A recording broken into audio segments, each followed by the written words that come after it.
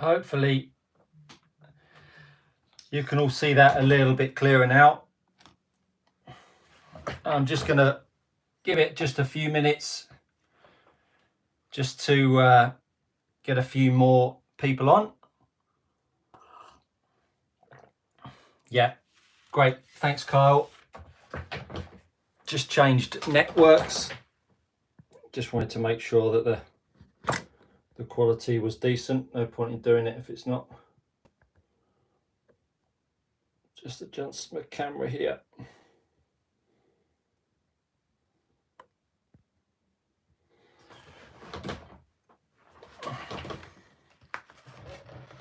Pop that over there.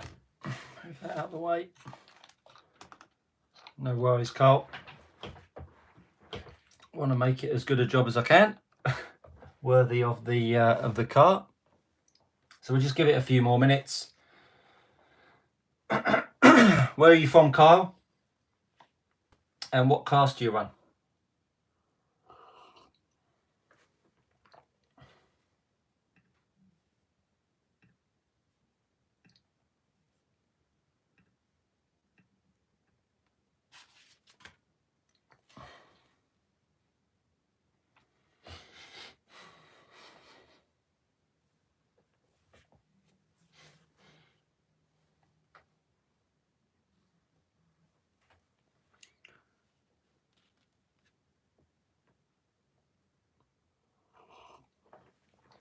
So for those of you that have never experienced a X-ray before,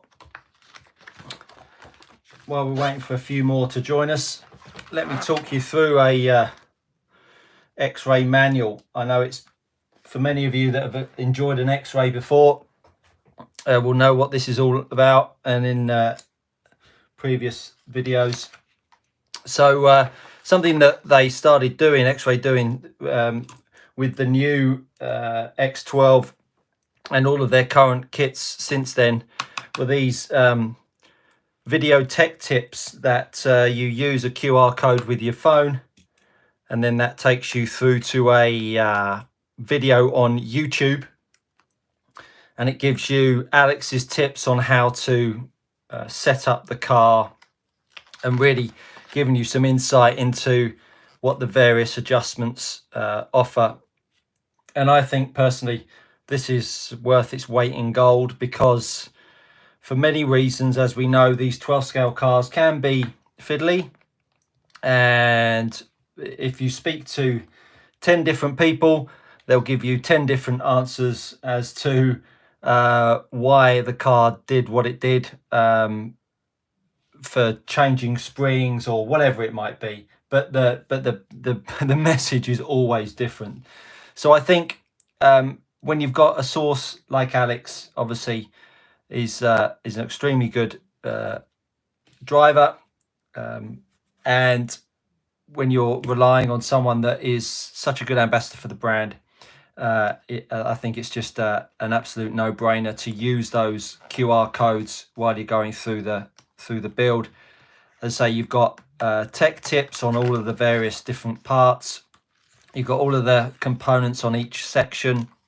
You've got one-for-one scale drawings on the left-hand side to put your screws and bolts, etc., up against it.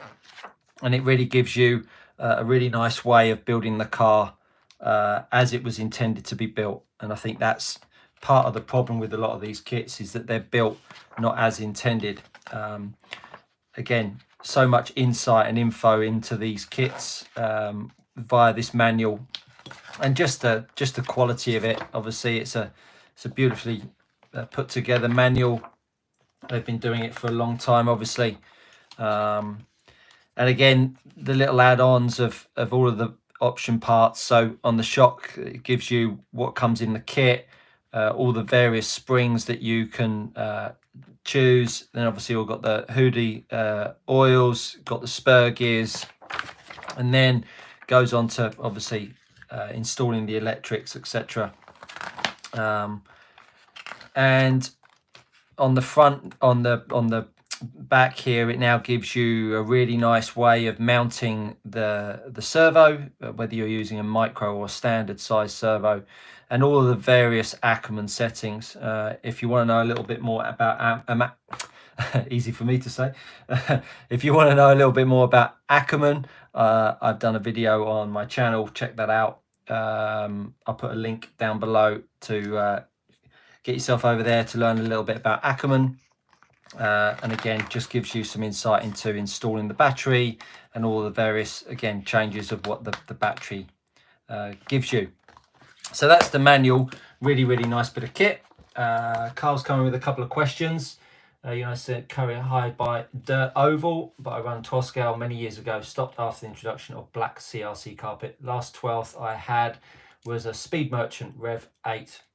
Beyond my days, I think, but I really like the looks of the Eclipse 4. Eclipse 4 is very good. I've run the Eclipse 4. I actually compared the Eclipse 4 to the X-Ray X12 21 car. If you check out a video on the channel, you'll see that on there. So let's cut to the chase. Let's get the two cars over, and let's have a chat through about what the new offering is from X-Ray on these two cars. I think what's obviously a important factor to appreciate is that X-Ray obviously and the rest of the world have had to go through a pandemic, of course, and there's not been much racing going on. So with that in mind, I think for any of the car companies to come out with a brand new car, I think would be a bold move, and it would arguably question certain people's brand loyalties. So I am very mindful of the fact that obviously these cars have come about with a slight iteration of their previous models. The same thing happened with the Eclipse 3 to the Eclipse 4, small iteration. The big change obviously has been on the Roche. The new Roche has come out. That's quite a big difference from the one that they ran before, but they've not been putting anything out there for a good while since their I think it might even been 2019 car, 2020 car. So they've been a couple of years in the process of changing their car. But anyhow, let's talk about what's going on with the X-Ray. So let's go from the rear to the front of the car. So first things first, what X-Ray have done with the new rear axle on the Eclipse 4, where they brought in this single bolt chassis, single bolt hub, which I really like, by the way. I haven't got it with me in front of me actually, but ultimately they've replaced the 3 bolts on the Eclipse to a single bolt, and for that they talk about a reduction in weight. How much weight? It was minuscule really in the nuts and bolts of it. So they have created a single bolt rather than a 3 bolt. I really like it. It means I can use my electric drill or driver to just whip off 1 bolt compared to having to use 3.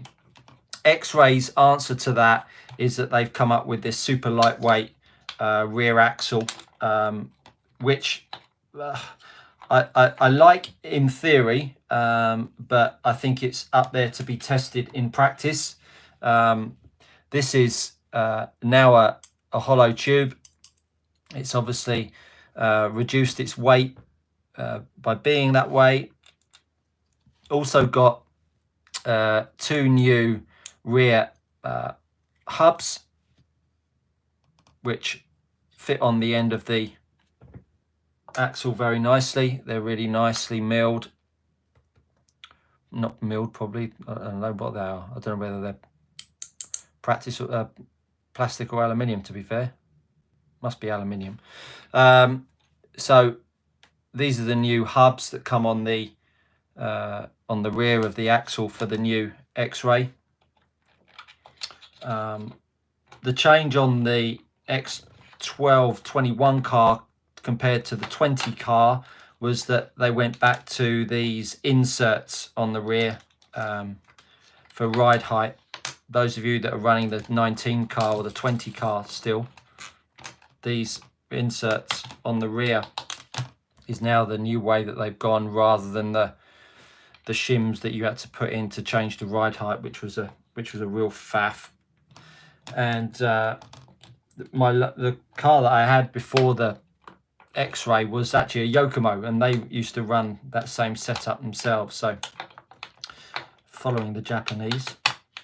And I think ultimately all of these cars are copying each other. There's going to be parts when I come on to that people are going to go, oh, got that off the Schumacher and got this off that. And ultimately, in any line of business, people are buying the competition's products, tearing them apart and copying them by some way or means. So I think that's fairly important to understand. So we've got a very different rear axle setup there. So that's the old car. Then as we move further down the car, we've now got a very different setup with the battery strap. So previously with the 21 car, we had these two hoops here that we would use a rubber band to go across to fit the battery in, and then you'd have the adjustable battery stop on the bottom here to move the battery forwards and backwards. Well, on the new car, we don't need that anymore. We've actually got a very different setup when it comes to the LiPo, and of course it would be useful if I had a LiPo in my hand, which I'm just going to go and get for you.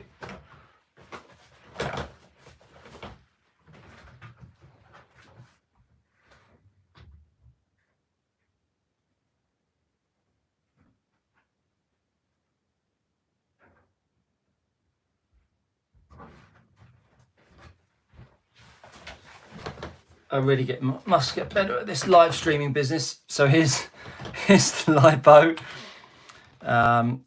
Now the only one thing that I'm not a massive fan on is this whole removal of the center shock business, but it is what it is. I know CRC was like that for a while and various others over the years. So you haven't got any O-ring to whack over the top. Battery just slides in like so. It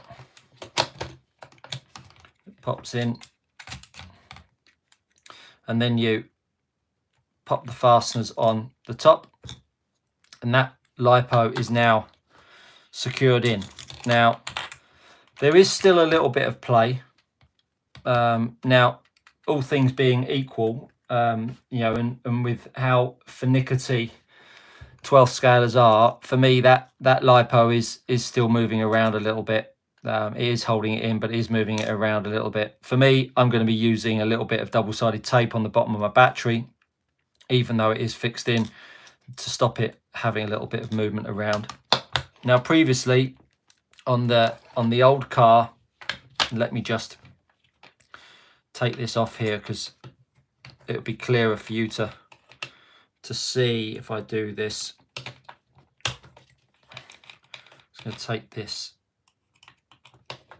top off. Stu Barber does love O-rings. You're absolutely right. Sex, drugs and hardcore. He also likes gluing O-rings as well. So this is all dry, by the way. I never had my cars. So as you can see on the back here with the old car, you've got a battery adjustment here that you would move forwards and backwards. So you've got 4 different hole options here for the battery. And then you would have to adjust the plate on the front here as well to move the battery backwards and forwards. Well, that is no longer the case. We don't need that anymore. We can simply, to adjust the battery, we can undo these 2 bolts. I've not actually done this yet, so I hope it works. So we can now just move that battery forwards and backwards.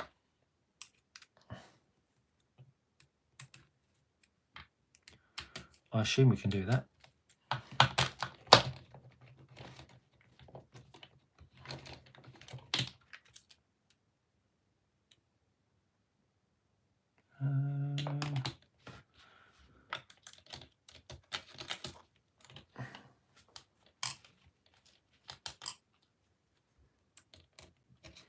Okay, so I need to undo the 2 bolts, and then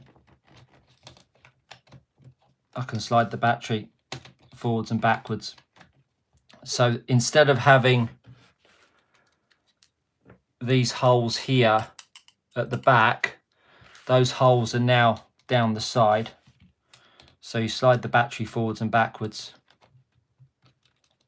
like so. So if you wanted it as far forwards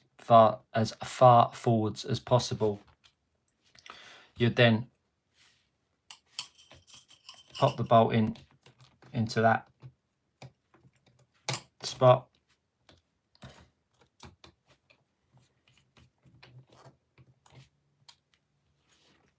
like so.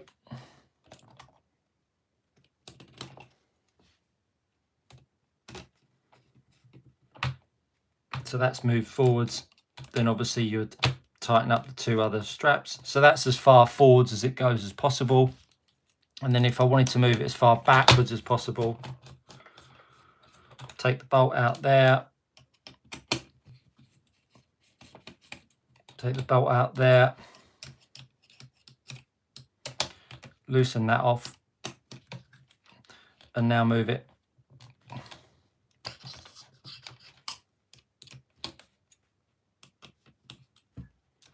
as far back as possible. Do that bolt up. So that is definitely far easier than the previous system, which was a bit of a ball ache, to be honest.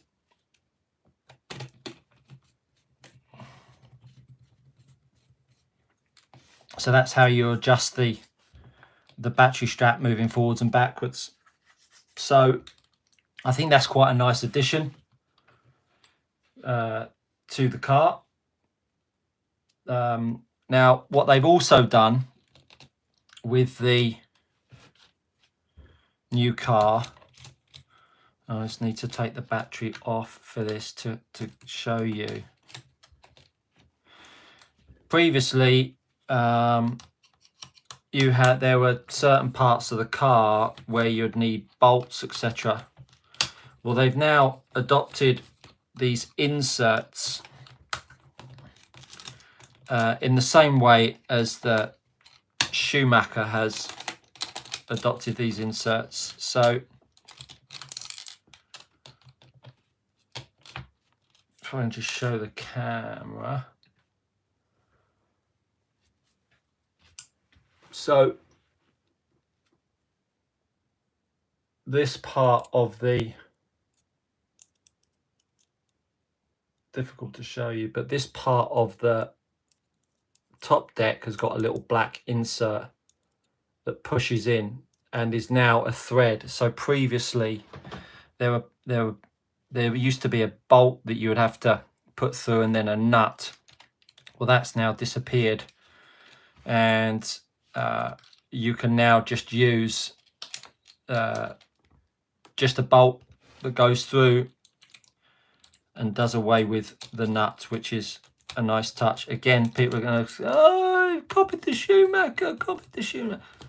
Honestly, it's just advancement. So that's great news for us. So well done X-Ray for seeing a good improvement on their car and carrying on with it.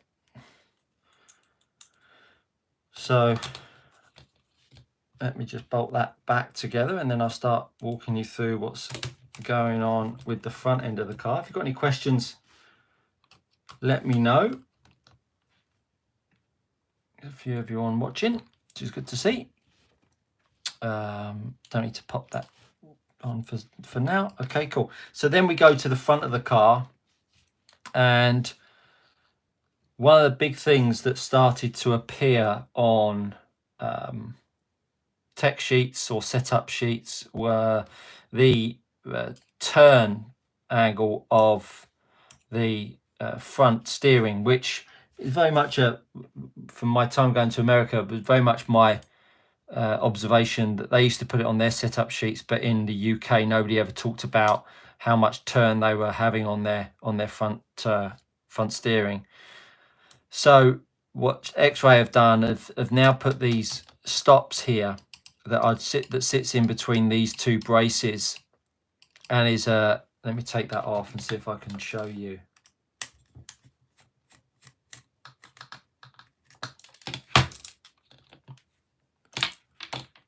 It's a cool little thing. So it's just a little black stop, little post with a grub screw in it, and the gap between the back of the post and the grub screw. See if I can put that in front of the. Yeah. So there's the post here. There's the grub screw coming out here, and you measure the gap between the back of the post and the grub screw.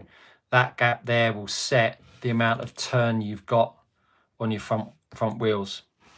Obviously, if your hubs are whacking up against it, you want to make sure that you set it just short of that, so that you don't end up straining your servo. Yep. So Tony Wade, who is Sex, Drugs and Hardcore, he says you can update the X-Ray 21 to 22 car. Yes, you can. I think the upgrade components come to approximately £100. So you can absolutely upgrade the car without having to spend on a new one. So that's the rear axle. We've got the new hubs. We've also got the new inserts, which I've spoken about.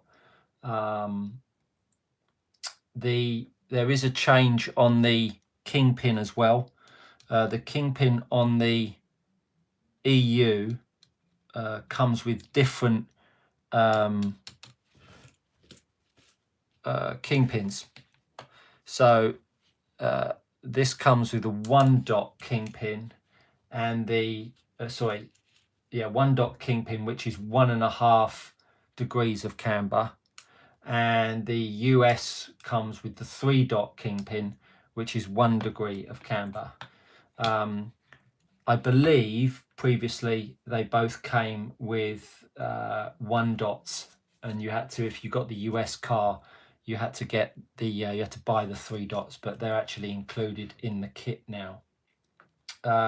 Obviously, because these up stops here, or these bump stops as it were, for the steering, there is therefore you need a newer lower plate. Now my gut instinct on these stops here, I'm not going to be using those personally, because I think I'm going to set my steering up on the gauges. I don't really want to rely on getting this measurement correct here to set the steering. So I'm not going to probably use those, to be quite honest with you.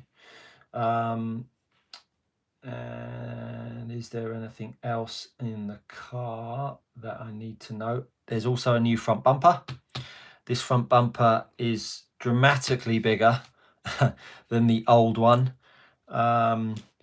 Something that I use is the from OPR Racing. If you've not seen it, it's great if you're using ProLite shells. Ollie Payne Racing, you can check him out on Facebook. He does these 3D printed front bumpers, but I'm going to be running that on this car because that sits really nicely on the front and flexible, and I haven't had any issues with damaging ProLite body shells. And on that note, actually, I'm just going to go and get another body shell because I think this is a worthy tip for you all.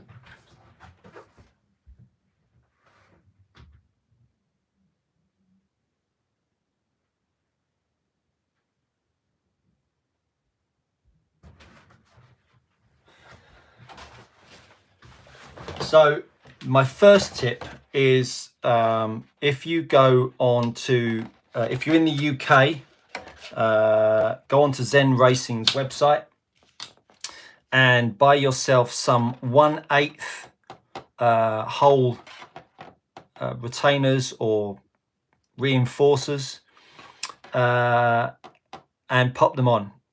I have used this Pro Light body shell, and if you've seen me drive, I actually hit quite a few things.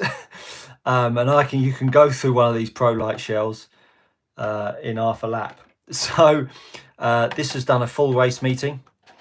So with in the conjunction of using a hull reinforcer and an OPR Racing front bumper, you two can run a full race meeting with a Pro Light shell and not knacker it.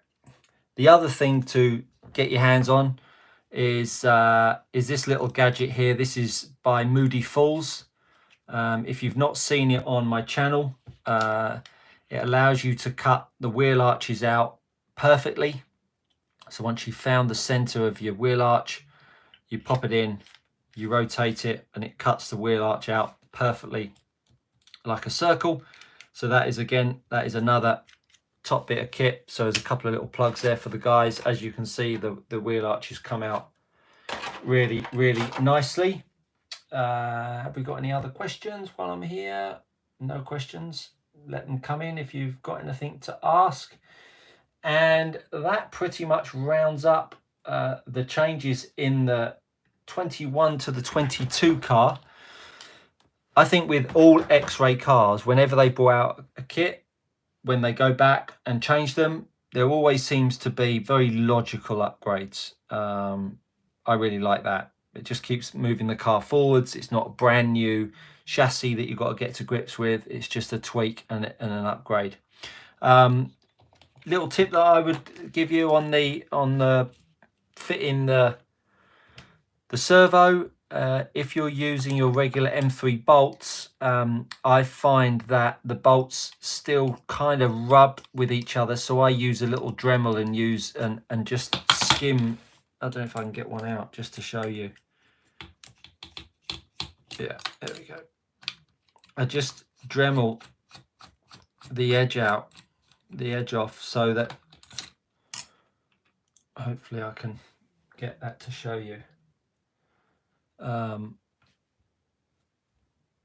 That is an M3 bolt that has been Dremeled, just the edge of it, just so that they can fit next to each other without any issues. So I would thoroughly recommend that. That's a good little build tip there for you. Other than that, it's a pretty straightforward upgrade, to be honest. I really like the changes. I'm going to be running it for the first time at Chesterfield this coming weekend, which is the 8th and 9th of January.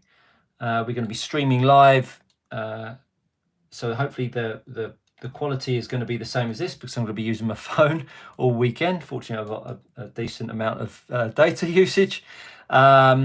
So catch the Saturday and the Sunday up at Chesterfield. There are still plenty of spaces, so get yourself booked in. I'll pop a link below if you want to come along. Any questions, feel free to fire them below. If you've liked the video, please give us a like. It does help the old algorithms on YouTube. Pop the like, hit the subscribe button if you're not already a member. And I look forward to seeing you all again trackside soon.